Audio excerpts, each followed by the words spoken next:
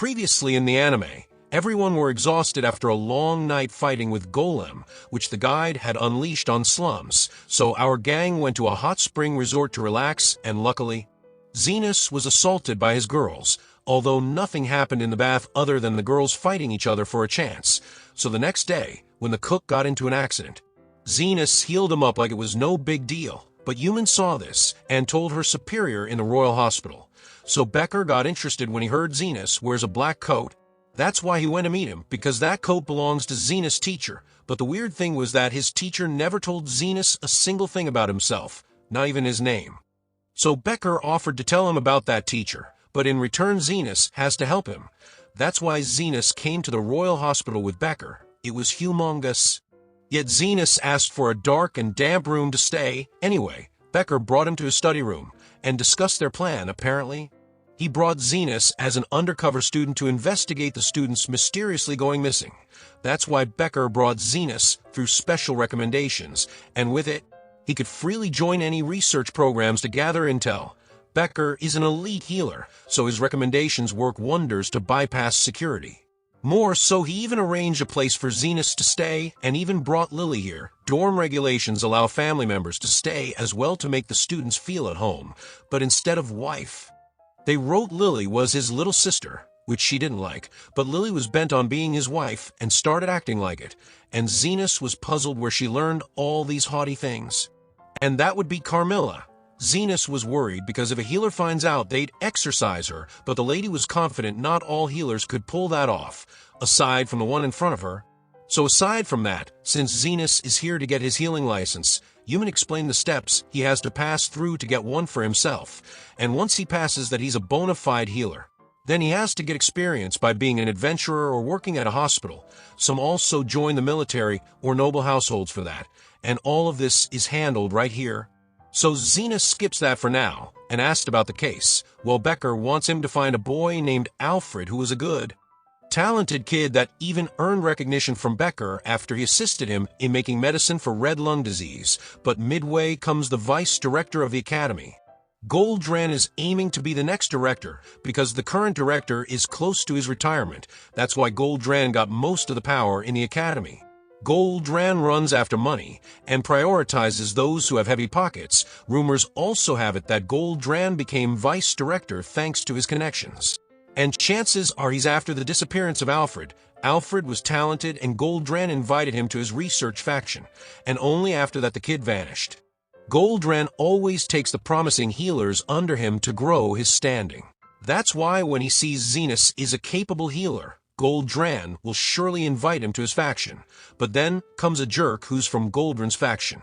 He was also Yuman's classmate, but she's fed up with his attitude. And after that, we got back to the past when Zenos learned healing from his master. At that time, he had a classmate too.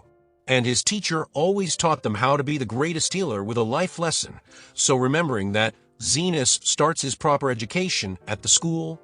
But suddenly the topic went to the exorcism of undeads and wraiths with healing powers. They are the highest level of undead, and no one has lived to tell the tale of how to defeat one more so.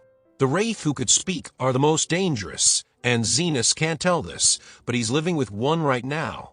And on that note, since it's an undead topic, Crescent shared that he has fought with 30 ghosts in his time doing adventurer jobs, and he tried to make fun of Zenos and asked him about his experience. Well, 30 is no problem for Zenos to kill at once. In fact, he does this many times in depth of dungeon, so that's that. But that just caught everyone's attention because Crescent meant he had fought 30 ghosts one by one, and Zenos said he could fight all of them at once in the depths of a dungeon. So much for trying to be incognito. Then Crescent was aiming to make fun of Zenos again to show he's superior than him. He didn't believe the guy was telling the truth. So in the next class, when the teacher taught everyone about the healing circle, Crescent goes over and showed the perfect example. But he also suggested the teacher to see the talent of the transfer student Zenos. Again, a new strategy to make fun of Zenos, but Zenos knew of one circle his master had taught him, which ends up being so great and advanced that even the professor was in deep shock, because this circle could even be used for regeneration, at least a finger or so. But the only downside is that it needs massive mana to just activate, but Zenos did it like it was child's play for him. So the professor hastily invited Zenos to his research faction. But Zenos had to decline. Yet another strategy failed, and news of it reached Goldran, but he dismissed it, thinking Zenos wasn't that big of a deal.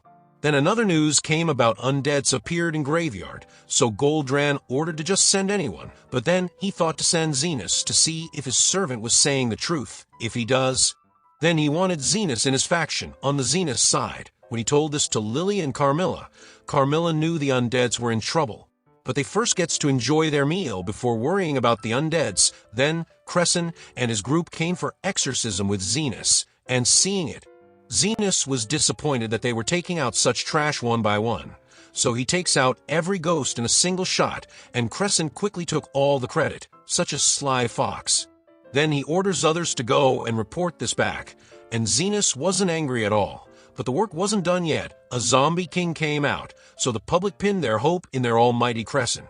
Human also bails out from helping, and so does Zenos. After all, he was being so smug until now, a perfect punishment for the guy. Dude goes and only to make fun of himself. Clearly he can't do jack about it, and Human taught to Zenos that undeads tend to gather around stronger undeads, so that explains why ghosts were appearing so much here. Anyway, the dude was screwed. But Zenos knew Human was worried for the guy. That's why she stayed behind, and since Crescent got into a near-death situation, only then Zenos again saved him with an advanced healing. But wait, if undead gathers around stronger undead, then that means it's all their fault since they brought the abomination here themselves. And right there our episode 8 ends, so stay tuned to watch the next episode, and for that subscribe the channel, and hit the bell icon to get the latest updates. Till then, take care.